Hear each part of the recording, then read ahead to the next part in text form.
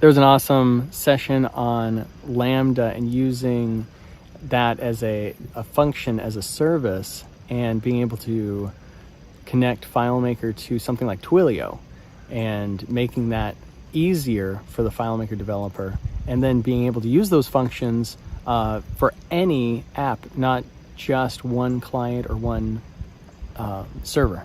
What is Lambda briefly? What is that?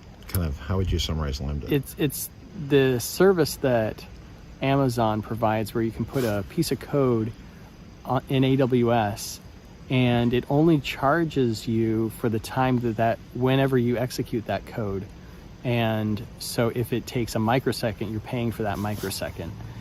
So you don't really tell the service, Amazon, where to run the code. You just give it a block of code. You can tell it what data center you want to run it in, or you can run it in a bunch of data centers, but you want it where it's closest to wherever your app is running. So if your AWS app is running in California, you'd want your Lambda in California as well. Yeah, I think the key piece with this is that the execution of the code is abstracted. Right. It's abstracted, and what does that mean? What does that mean? That means it's generic. It's not specific. Generally, you'd write it so it's not specific to one app. You could have all your clients using those same functions that were in Lambda to connect to Twilio or another service. Yeah, I think a close analogy would be is if you wrote a script in FileMaker and then you took that script and you just said, hey, Amazon, run the script.